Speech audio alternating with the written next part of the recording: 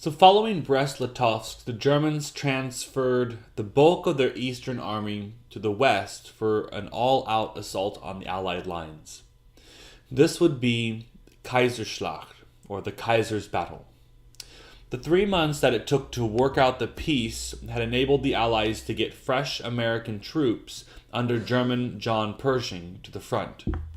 Now, in fact, the German plan, devised by General Erich Ludendorff, was to aim right for those troops stationed in the Argonne Forest. The campaign began with an artillery barrage in the late March 1918. The German troops broke through the Allied lines and came within 50 miles of Paris. The American forces before Paris stiffened and held. And by late May, the German offensive was stalled. The Allied counteroffensive began on the 18th of July, 1918. The exhausted Germans soon fell back, giving up 8 miles on the 8th of August, a day that would be known as Schwarztag, or Schwarzertag, the Black Day. By late September 1918, German losses were 1 million men in 6 months. Morale was low, desertion was mounting. At home, the population suffered food shortages. Communists demanding an end to the war attracted large crowds. Nationalist groups in the Austro-Hungarian Empire rose up and began to form armies of their own. When ordered on one last suicidal sortie, the Imperial German Navy mutinied. By early November, the command structure of the German and Austrian Empire began to fall apart. On the 7th of November, revolts broke out in Bavaria. On the 9th of November, Kaiser Wilhelm II abdicated and fled to the Netherlands. 2 days later, Kaiser Karl, the last Austro-Hungarian emperor, gave up his constitutional powers. The German and Austrian provisional governments immediately sued the Allies for an armistice. The armistice was agreed to begin at 11 a.m. on the 11th of November, 1918. The Great War had involved 34 nations at its height. 11 million soldiers had died. 4 great empires fell: Germany, Austria-Hungary, Russia, and the Ottoman Empire. Europeans lost faith in authority and even perhaps in God. The Great War clearly changed the balance of power. The United States was now a world power of the first rank. The Soviet Union clearly had the potential to be one as well. And one of the old empire's numerous independent nation-states, many of them democracies, would be created, including Poland, Estonia, Latvia, Lithuania, Hungary, Czechoslovakia, Yugoslavia, and from 1922, a semi-independent Ireland. After 1918, Germany and Austria would also be democracies. Now, many of these changes were enacted or confirmed at the peace settlement or peace conference that assembled at Versailles in 1919. The Versailles Conference was convened not only to put Europe back together, but also to find a way to prevent future wars. Despite, or perhaps because of, the terrible experience of the war, the Versailles Conference convened amid great optimism. There was a widespread conviction that the Allied leaders had a plan to make war a thing of the past. President Woodrow Wilson's 14 points. Wilson had drawn up the 14 points in January 1918 to bring Germany to the negotiating table and establish a basis for a permanent peace. The 14 points was a rational and moderate attempt to reduce or eliminate many of the tensions that had led to the war initially, in part by not blaming one side or the other for the conflict. The first point was open covenants of peace. That is, there was to be no more secret treaties, a la Bismarck and Napoleon III. The second point was freedom of the seas. No more unrestricted warfare or even blockades. The third point was that there would be no tariff barriers among nations. The fourth point was disarmament to the lowest point consistent with domestic safety. And the 15th called for the impartial arbitration of colonial disputes. The 16th through the 13th points addressed individual issues in Europe, including self-determination for Russia and Belgium, the withdrawal of German troops from France, and so on. Finally, the 14th point was the proposal of the formation of a General Association of Nations. Georges Clemenceau, President of France, and to a lesser extent David Lloyd George, Prime Minister of Great Britain, were not interested in a rational or moderate treatment of Germany. The French still harbored bitter humiliating memories from their defeat in the Franco-Prussian War of 1870-71, and a good third of France had been occupied and turned into a wasteland by the Imperial German Army. Britain had nearly been starved out by the U-boats of the Imperial German Navy, and both politicians promised their respective peoples a harsh peace. In the end, Wilson, the idealist, was outmaneuvered by Clemenceau and Lloyd George, the realists.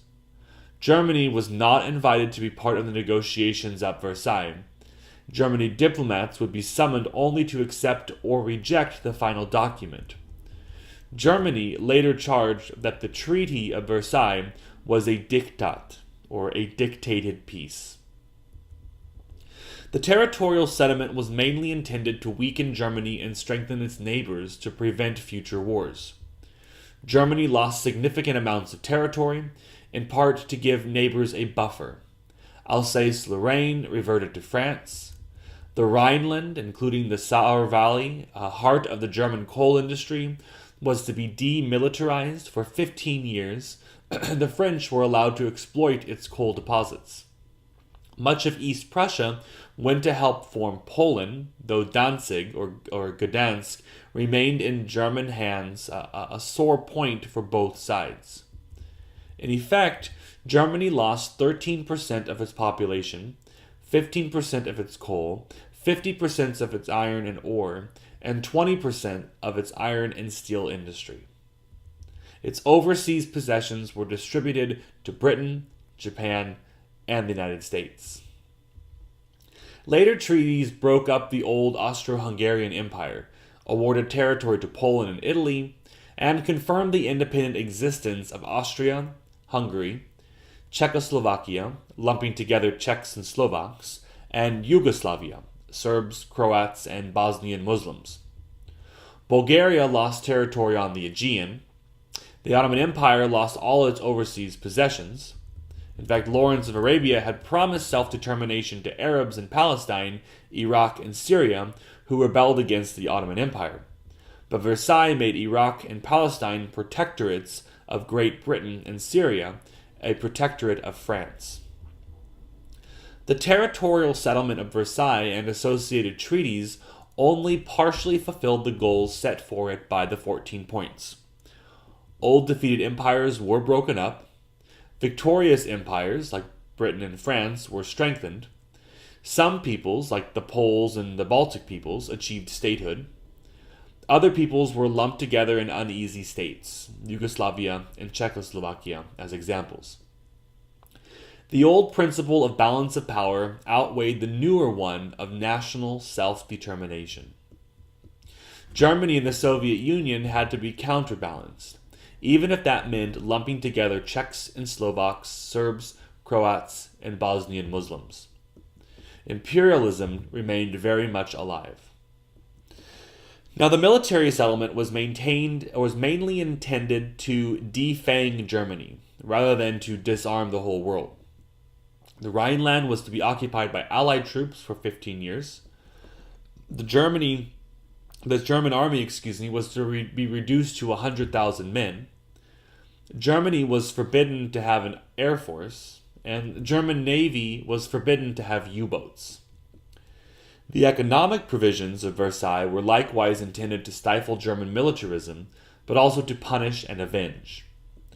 Germany's coal was to be shipped to France.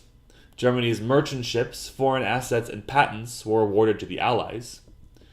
Germany was to pay an indemnity of $5 billion and reparations of $32 billion to the Allies, by which the Allies hoped to pay off their war debt. The War Guilt Clause, Article 231 of the Versailles Treaty, was the ultimate humiliation. It blamed Germany for, quote, causing all the loss and damage of the war imposed upon them, the Allies, by the aggression of Germany and her allies. The assignment of national blame was war was something new in diplomacy. In fact, although Germany clearly bore a heavy responsibility, all the great powers had some share in starting the war. The War Guilt Clause would only exacerbate German resentment of the Diktat of Versailles. Now, Versailles was at best an incomplete solution to the problems that led to the Great War. It largely ignored what had happened in Russia, establishing a policy among Western governments of simply shunning the new communist regime. It only partly solved the problem of nationalism and did not address colonialism. The economic provision of the treaty was unworkable. Now, the League of Nations was the one real glimmer of hope to emerge from the Versailles Conference. It was chartered in 1919, quote, to promote international cooperation and to achieve international peace and security.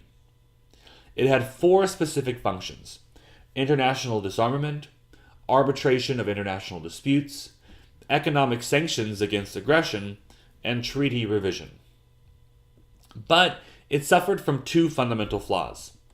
The charter contained no provision for the use of military force against recalcitrant aggressor nations, and 3 major powers were not members. Russia was not invited to join, Germany was excluded, and the United States chose not to join. Wilson campaigned hard to convince Congress to ratify the Versailles Treaty and the League Charter, but Republican senators and congressmen opposed further involvement in European affairs. The League first convened in Geneva on November 5th, 1920. The first matter on the agenda was international disarmament. In naval disarmament, conferences held in 1921 and 1936, the British, Americans, and Japanese agreed to a ratio of 5 to 5 to 3 in capital ships. So for every 5 British ships, there'd be 5 American ships and 3 Japanese ships. The naval conferences also agreed on a moratorium on building new ships until 1931, but they did not address submarines or aircraft. A 1932 conference on military disarmament could not identify a reasonable formula for determining a country's land force needed. The second matter on the agenda was arbitration of international disputes. This was accomplished with some success when the countries were small and relatively powerless, but larger and more powerful countries tended to simply ignore the international community. The only recourse for the League was economic sanctions, which were applied unevenly and failed to solve international disagreements. Finally, the League of Nations offered the possibility of treaty revision, which was used to ease the German situation somewhat in the 20s and 30s. Now, the League of Nations and the Treaty of Versailles have been viewed as failures, but the treaty enabled the reconstruction of Europe. Further, the League of Nations brought about naval disarmament, attacked international traffic in narcotics and prostitution, assisted war refugees, and addressed health and labor conditions. The League also brought Germany and the Soviet Union back into the Brotherhood of Nations and set a precedent for global cooperation. Both the Treaty of Versailles and the League of Nations, however, would be overwhelmed by the economic, social, and political tensions of the 1920s and 30s.